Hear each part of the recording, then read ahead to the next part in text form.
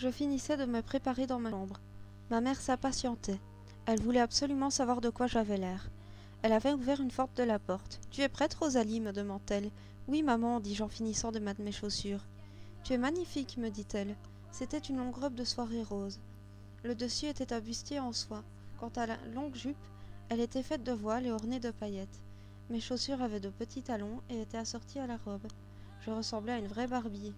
Mes cheveux étaient en chignon, qui laissaient retomber plusieurs mèches de cheveux bouclés.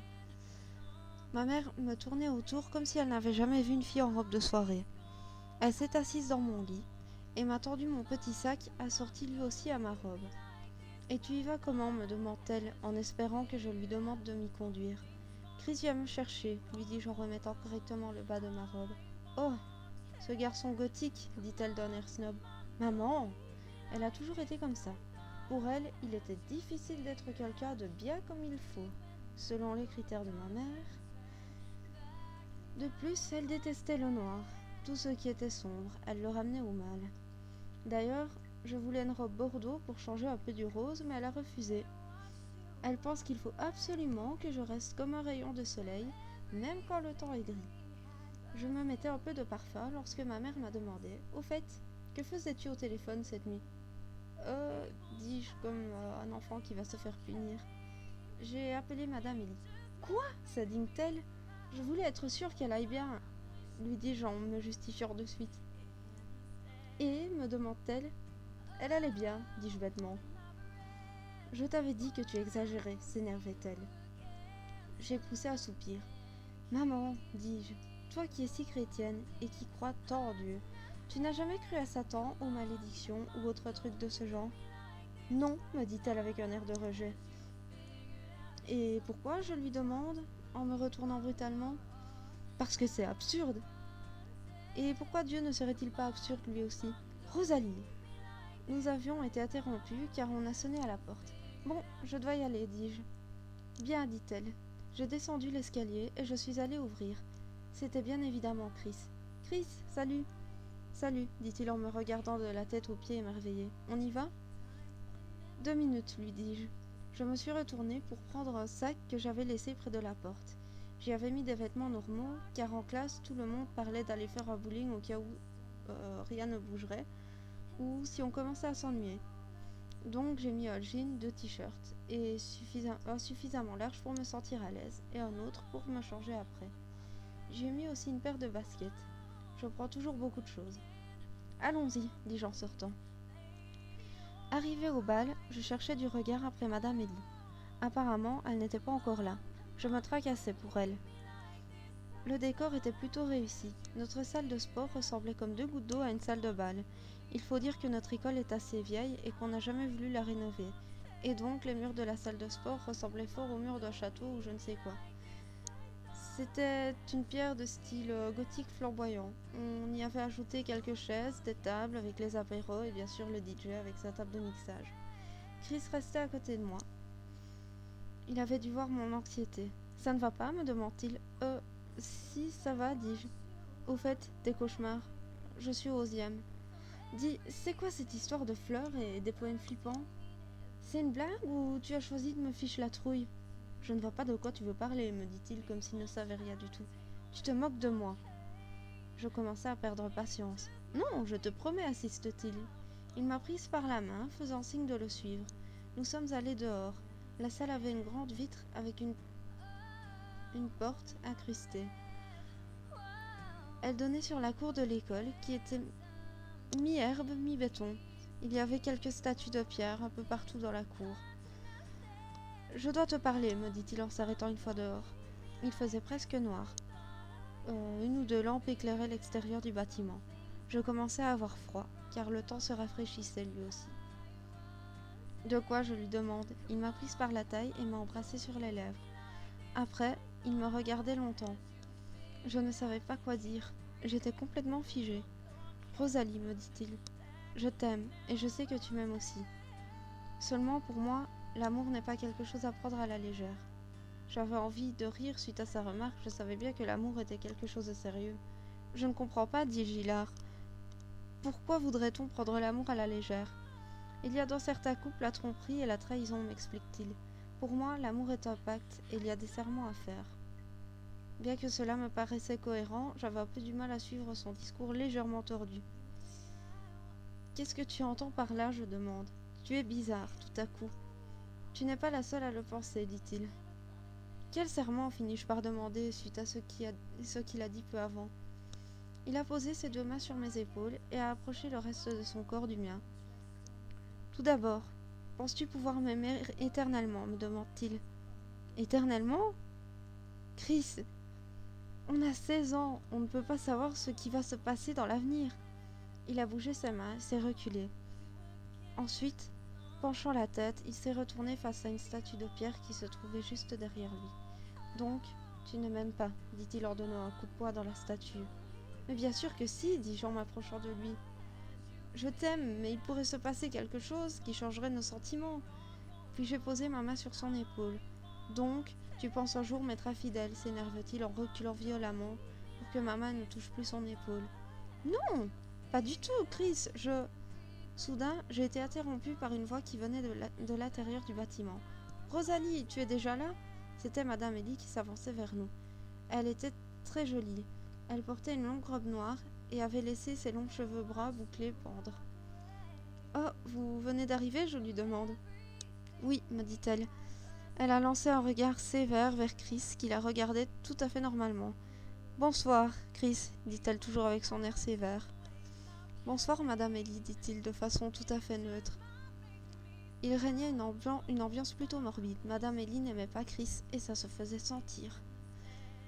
Mais qu'est-ce que vous faites dehors s'exclame-t-elle en se frottant les bras. Il fait un froid de canard. C'est Chris qui a pris la parole. Je devais dire 2 mots à Rosalie, dit-il d'une façon tout à fait sérieuse. Oui, dit Madame Ellie d'un air froid. Justement, je voulais lui dire 2 mots aussi. Puis elle a pris un ton plus doux. Rosalie, tu viens 2 secondes ? Je reviens, dis-je à Chris.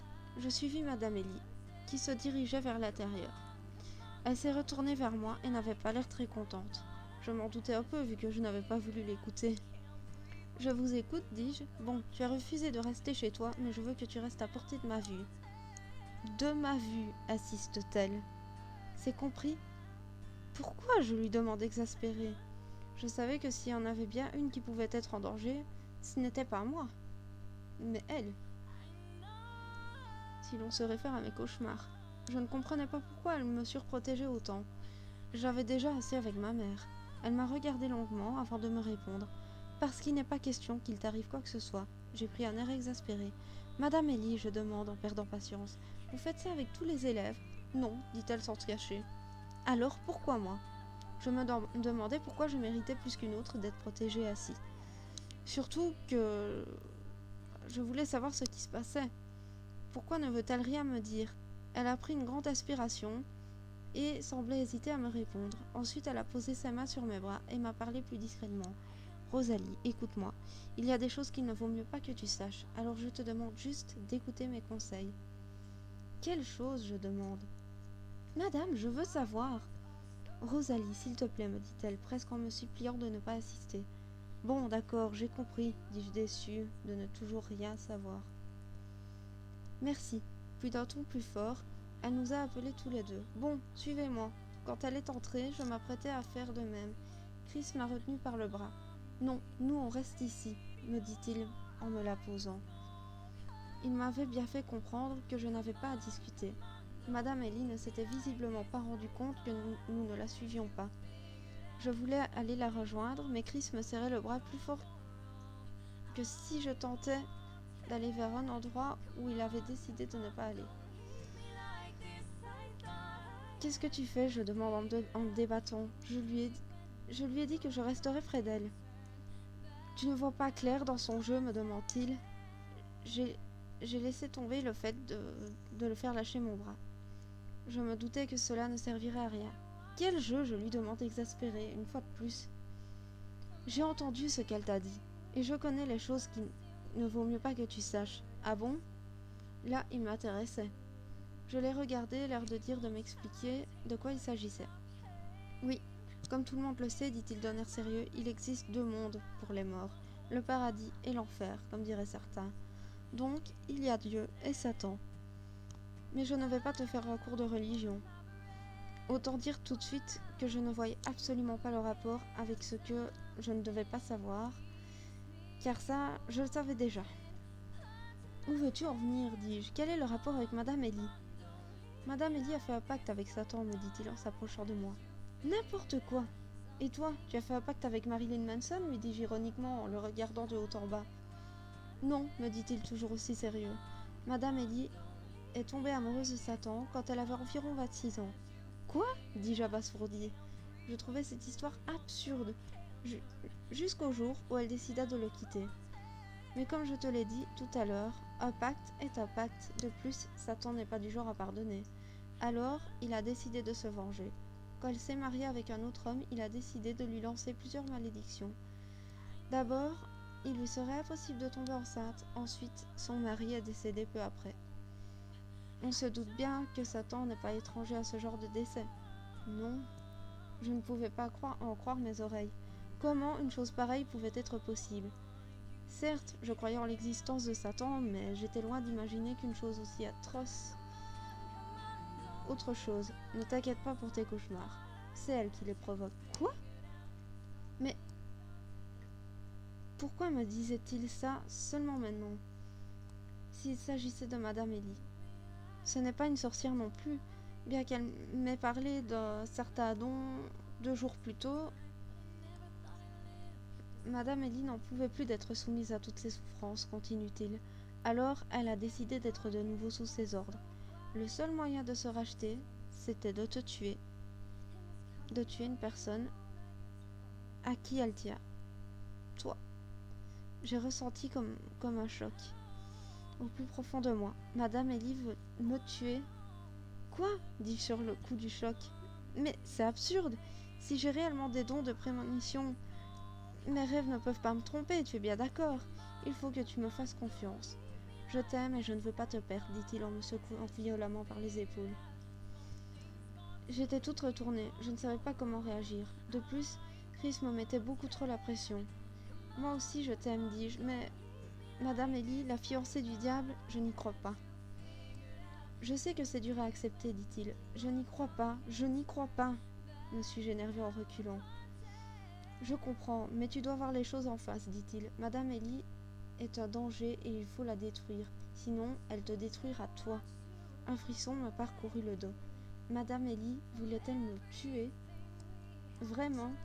Et tout ça pour ne plus qu'elle soit stérile et puisse être en couple sans perdre son mari? Je trouvais ça louche, mais je ne croyais plus que j'allais lui faire confiance. Soit elle a trouvé le grand amour et elle veut se débarrasser de cette malédiction, soit elle a perdu la tête.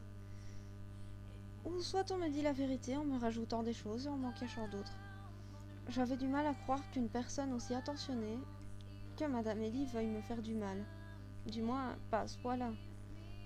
Chris, j'ai peur, dis-je. Je sentais une larme couler le long de ma joue. N'aie pas peur, dit-il en passant sa main sur celle-ci. Je suis là pour te protéger. À nous deux, on sera plus forts. Et tant que tu seras avec moi, il ne pourra pas te faire du mal. Je ne sais plus quoi penser. Qu'est-ce que je dois faire? Soit tu laisses les choses se passer, soit tu la tues. La deuxième solution m'a fait un sentiment de mal-être. Tuer Madame Ellie? Non. Tuer quelqu'un, c'est au-dessus de mes forces. Alors tuer Madame Ellie qui me surprotège? Non. J'étais effondrée. Pourquoi, je demande, la peine et la peur au ventre? Sinon, elle te tuera, dit-il en approchant sa tête de la mienne. Non, pourquoi voudrait-elle me tuer alors qu'elle avait l'air inquiet pour moi? Qu'elle me donne son chapelet en argent en me serrant dans ses bras et qu'elle me protège depuis que je suis son élève. C'est vrai quoi, depuis que je la connais, je me suis toujours sentie à l'abri de tout, que ce soit au niveau des études ou autre chose. Tu me mens, c'est pas possible autrement, tu mens. J'étais carrément déstabilisée. Après tout ce temps où j'étais en confiance, j'apprends qu'en fait, elle veut ma mort. Rosalie, elle t'influence, comment crois-tu qu'on embobine quelqu'un? Je veux te protéger, moi, et pour de vrai. Si tu ne me crois pas, elle te tuera. Tu es une proie facile. Je me suis mise à pleurer, et je me suis jetée dans les bras de Chris. Il me caressait le dos et m'embrassait dans la nuque. Je t'en prie, ne pleure pas, dit-il calmement en glissant sa main sur ma hanche. À nous deux, ça ira. Nous devons la détruire. Non, dis-je en continuant de pleurer, je ne peux pas. Rosalie, dit-il, non, non, non. Je l'ai repoussé énervé. Rosalie, écoute-moi, non. La voir mourir dans mes cauchemars me fait déjà souffrir, alors dans la réalité, c'est hors de question. Soudain, j'ai aperçu Madame Ellie qui revenait vers nous d'un air mécontent. Il y a des fois où je me demande si on ne se fout pas de moi, nous dit-elle. Puis elle m'a regardée et sa tête a changé directement.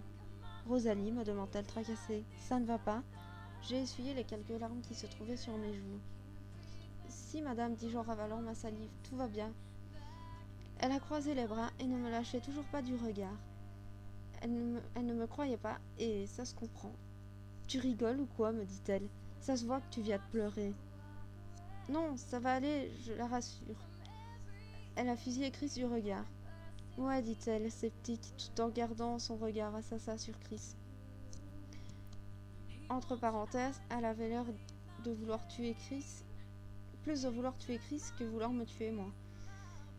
Puis elle a pris un ton énergique. Bon, allez, rentrez. Chris s'est avancé vers elle. Écoutez-moi bien, dit-il presque en criant. J'en ai assez que vous preniez ce genre-là avec moi. Alors je vous signale que nous ne sommes pas ici pour vous supporter. Chris, calme-toi, lui dis-je, c'est pas la peine de t'énerver. Je m'étais avancée vers lui pour qu'il la laisse tranquille.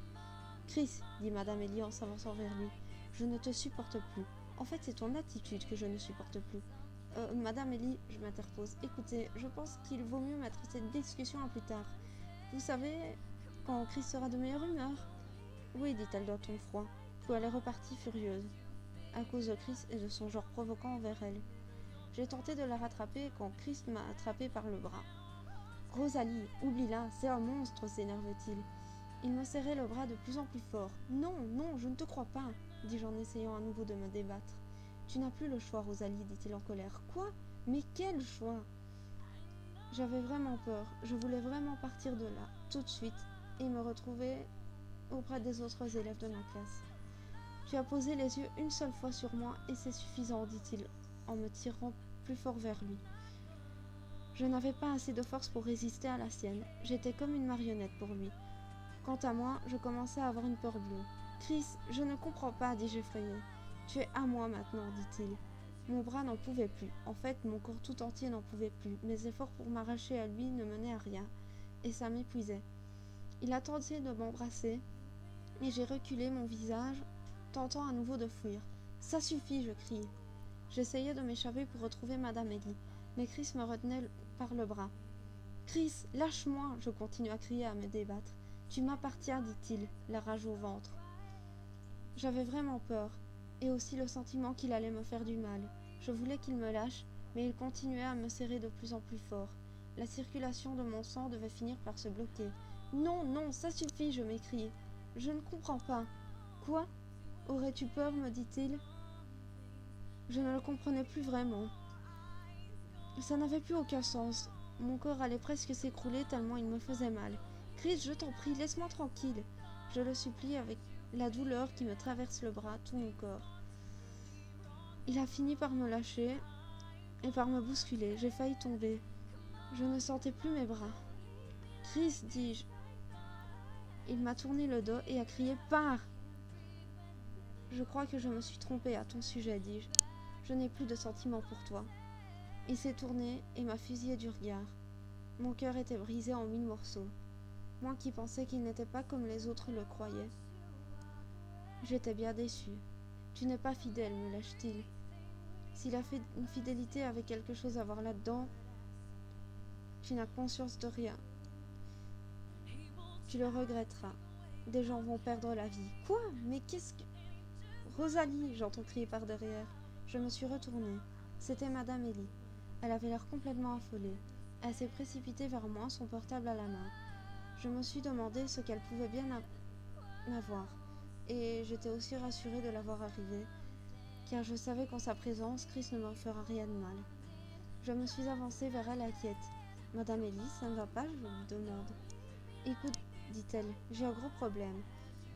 Ce qui fait que je dois partir de toute urgence, et il n'est pas question que je te laisse ici toute seule. Donc, tu viens. Cette fois, je n'allais pas refuser et faire de chichi ou la titiller avec mes pourquoi. Je me suis retournée vers Chris, l'air désolé. C'est ça, dit-il, toujours aussi haineux. Vas-y, petite princesse. Il eut un sourire qui m'a donné la chair de poule. Et Madame Ellie m'a tiré par le bras et m'a presque fait courir jusqu'à sa voiture. Une fois dedans, j'ai attaché ma ceinture. Madame Ellie rangeait son portable dans son sac, qu'elle a ensuite envoyé sur la banquette arrière. Elle a poussé un soupir et pris un air désespéré et anéanti. Bon, on va où, je lui demande quand elle a démarré. Ma mère est à l'hôpital depuis quelques jours, dit-elle. On vient de m'appeler, ça va mal. Sa voix tremblait et je n'ai pas pu m'empêcher de lui poser la question. Et moi dans tout ça? C'est urgent, donc tu vas rester avec moi. Je te ramènerai chez toi après. Je commençais à avoir un stress. Je repensais à la réflexion de Chris. Madame, je peux vous poser une question si ce n'est pas indiscret? Vas-y, dit-elle. Quand vous aviez dit ça va mal, est-ce que votre mère va mourir? Je détestais ma question. J'avais peur de faire du mal à Madame Ellie. Oui, dit-elle. Elle a prononcé ce mot avec tellement de difficulté que j'ai cru qu'elle allait se mettre à pleurer. Du moins, elle n'en était pas loin.